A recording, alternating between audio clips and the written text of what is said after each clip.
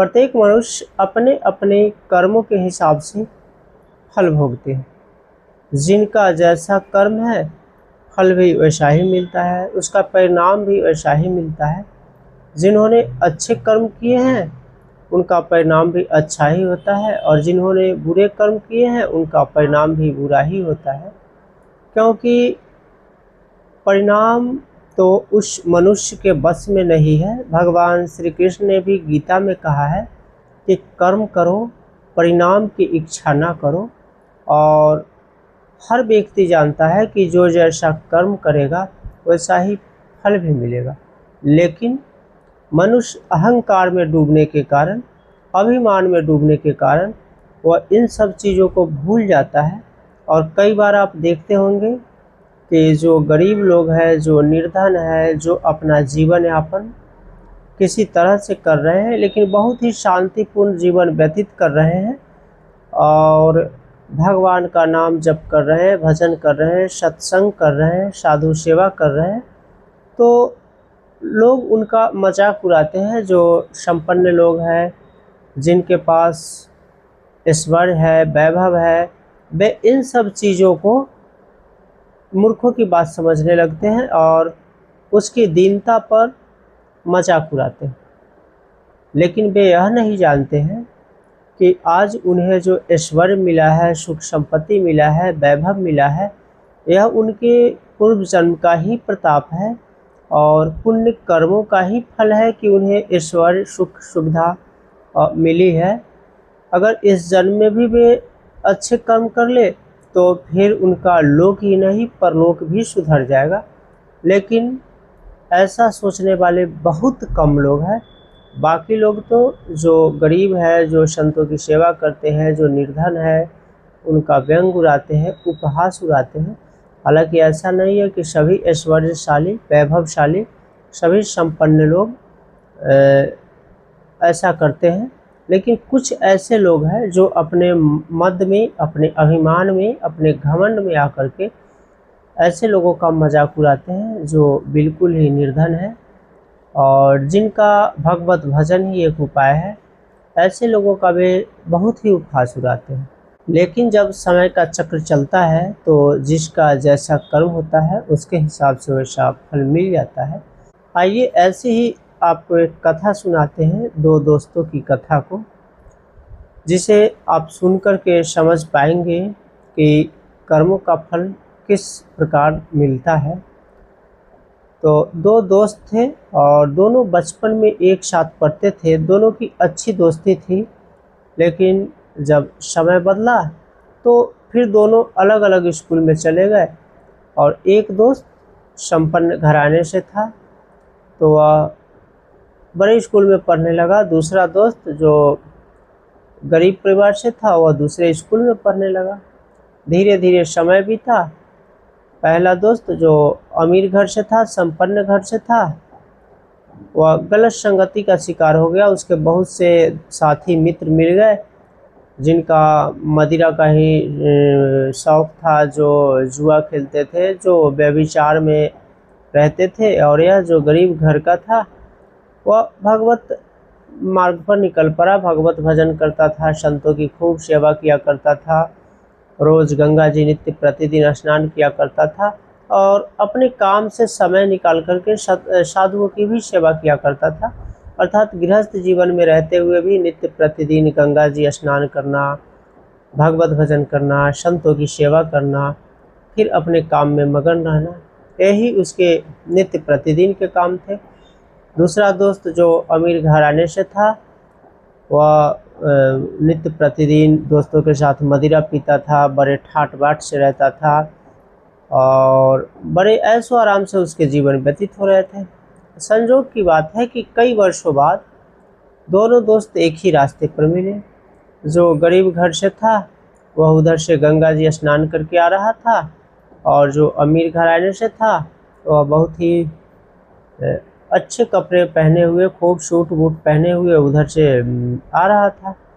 तो जो गंगा स्नान करके जो गरीब दोस्त था वह आ रहा था, उसके पैर में अचानक से बहुत से कांटे चुभ गए और दर्द से कराहने लगा वह और वहीं बैठ गया। ताकि वह अपना कांटा निकाल सके। उसके पैर से खून की धारा बहने लगी। दूसरा दोस्त उधर से गुजर रहा था जो बड़े ही राजसी ठाट बाट से रहता था, जो सूट बूट पहने हुए था। वह आया और अपने दोस्त को देख करके उसके पास कहा कि क्या हाल है। इसने ऊपर की ओर देखा तो कहा ठीक है दोस्त। उसने कहा कि तुम्हारी ऐसी हालत हो गई, देखो मैं कितने ठाट बाट से रहता हूँ, मैं सूट बूट पहन के चलता हूँ, मैं 4 चक्का गाड़ी से घूमता हूँ और तुम गरीब के गरीब ही रह गए। और तरह तरह का मजाक उड़ाते हुए वह वहाँ से निकल गया। तो उसने कांटा निकालने में भी कोई मदद नहीं की। उसने तो यहाँ तक कह दिया कि रोज़ इसी तरह गंगा जी स्नान करने जाओगे तो कांटा तो गरेगा ही, कांटा नहीं गरेगा तो क्या फूल गरेगा। अब यह मन ही मन उदास हो गया और उदास होकर वहीं बैठ गया। अब इसे अपने कांटा की परवाह नहीं रही, दर्द की परवाह नहीं रही। अब वह उसके किए गए उपहास को लेकर चिंतित हो गया और सोचने लगा कि क्या मैं जो कर रहा हूँ वास्तव में गलत है। क्या मैं जो भगवत भजन करता हूँ, नित्य प्रतिदिन गंगा स्नान करने जाता हूँ, क्या यह गलत मार्ग है। यही वह मन में विचार रहा था, सोच रहा था। इसी धेर गुण में था कि तभी अचानक उधर से एक संत जी आए। साक्षात स्वयं भगवान ही संत जी का वेश बना के आ रहे थे और उन्होंने कहा कि क्या हुआ बेटा, तुम्हें कांटा चुभ गई है, लाओ मैं निकाल देता हूँ। तो उस व्यक्ति ने कहा कि नहीं संत जी, कांटा तो मैं खुद निकाल लूँगा, लेकिन मुझे कांटा से ज़्यादा चुभन अपने दोस्त की कही हुई बातों से हो रही है। संत जी जो भगवान के वेश में थे उन्होंने पूछा कि आखिर तुम्हारे दोस्त ने ऐसा क्या कहा जो तुम्हें इस कांटा से भी ज़्यादा चुभन हो रही है और तुम कांटा के चुभन को भूल गए, दर्द को भूल गए। तब उसने कहा कि संत जी मेरा बचपन का दोस्त था, आज सब कुछ कर रहा है, मदिरा भी पी रहा है, जुआ भी खेल रहा है, व्यभिचार में भी लिप्त है, गलत संगति का भी शिकार है, फिर भी वह रात दिन तरक्की के मार्ग पर है। बड़े ऐशो आराम से उसके जीवन व्यतीत हो रहे हैं, बड़े ठाट बाट से वह रहता है। लेकिन मैं भगवत भजन करता हूँ, संतों की खूब सेवा किया करता हूँ, सत्संगति में जाता हूँ और नित्य प्रतिदिन गंगा स्नान करता हूँ, लेकिन मैं आज तक गरीब का गरीब ही रह गया। मुझे चिंता तकलीफ़ इस बात की है कि क्या मैं जो कर रहा हूँ वह गलत है और वह जो कर रहा है वह सही है, क्योंकि वह सब कुछ करते हुए भी नित्य प्रतिदिन तरक्की के मार्ग पर है और मैं भगवत भजन करते हुए भी, गंगा स्नान करते हुए भी इस गरीबी की हालत को झेल रहा हूँ। और उसने आज मेरा बहुत ही मजाक उड़ाया, बहुत ही उपहास किया। संत जी ने बड़े प्रेम से उसके कांटा को निकालते हुए कहा कि देखो देखो बेटा, उपहास उड़ाने से किसी का कुछ नहीं बिगड़ता है। अब मैं तुम्हें बहुत अच्छे तरीके से समझाता हूँ, क्योंकि मैं सिद्ध संत हूँ और मैं तुम्हारे और उसके दोनों के पूर्व जन्म को भी देख रहा हूँ। पूर्व जन्म में उसके पुण्य ज़्यादा थे, जिसके कारण उसे अभी यह राशि ठाठबाट मिला हुआ है और अभी वह पाप में लिप्त है। जिस दिन उसके पूर्व जन्म के पुण्य खत्म हो जाएंगे और पूर्व जन्म के पाप और इस जन्म के पाप दोनों जब एक साथ मिलेंगे तो उसे घोर तकलीफ उठाना पड़ेगा इस लोक में। परलोक में तो उसे नरक मिलेगी ही, लेकिन इस लोक में उसे घोर कष्टों का सामना करना पड़ेगा। यह ठाठ बाट राशि वेशभूषा सब कुछ क्षण भर में खत्म हो जाएंगे और तुम अपने पूर्व जन्म के पाप के कारण इस तकलीफ को भोग रहे हो। तुम्हारे पूर्व जन्म के पुण्य और इस जन्म के पुण्य जो अभी तुम कर रहे हो, दोनों जब मिलेगा तो तुम बहुत ही समृद्धशाली और वैभवशाली बन जाओगे। क्योंकि अभी जो तुम्हारे पैर में एक साथ बहुत से कांटा चुभा है, उसका कारण यह था कि पूर्व जन्म में तुमने इतना बड़ा अपराध किया था जिसके कारण तुम्हें सूली की सज़ा होनी थी, सूली पर चढ़ना था। लेकिन तुमने भगवत भजन का मार्ग चुना, भगवत मार्ग को चुना, संतों की सेवा की, सत्संगति की, जिसके कारण, जिस पुण्य के कारण तुम्हारे दोष खत्म हो गए और वह सूली की सज़ा केवल पैरों में कांटा के चुभने से खत्म हो गया। और कुछ ही दिन बाद जब तुम्हारे पाप नष्ट हो जाएंगे तो पूर्व जन्म के पुण्य और इस जन्म के अभी जो कर रहे हो वह पुण्य तुम्हें समृद्धि की शिखर पर पहुंचा देगा। और उसका पूर्व जन्म का जो पुण्य है वह कुछ ही दिनों में अब नष्ट होने वाला है। और जब पूर्व जन्म का पाप और इस जन्म में तो उसने कोई पुण्य किया ही नहीं है अभी, तो अभी का जो पाप है, इस जन्म का पाप, दोनों जब मिलेगा तो वह कहीं का नहीं रहेगा। गुरु जी के यानी संत जी की बात जो है उस व्यक्ति को समझ आ गई।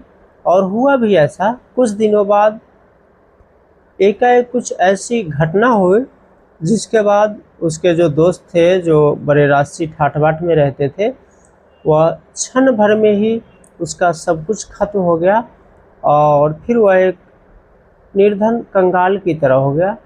और कुछ ही दिनों बाद भगवत भजन के मार्ग पर चलने वाले और संतों की सेवा करने वाला, या कुछ ही दिनों बाद एक बहुत ही समृद्धशाली और वैभवशाली व्यक्ति बन गया। तो कहने का मतलब कि जो लोग दूसरों पर अत्याचार कर रहे हैं, दूसरे को तरह तरह से प्रताड़ित कर रहे हैं, दूसरों का उपहास उड़ा रहे हैं और बड़े ही उनका राजसी ठाठ-बाट से जीवन व्यतीत हो रहा है, उन्हें यह समझना चाहिए कि जब तक उनके पूर्वजन्म के पुण्य है तब तक ही सब कुछ उनके साथ है। और जिस दिन पूर्व जन्म का पुण्य उनका समाप्त हो जाएगा, इस जन्म में तो उन्होंने पुण्य किया नहीं है क्योंकि गलत वैष्णव के शिकार है, तो फिर वे कहीं के नहीं रहेंगे।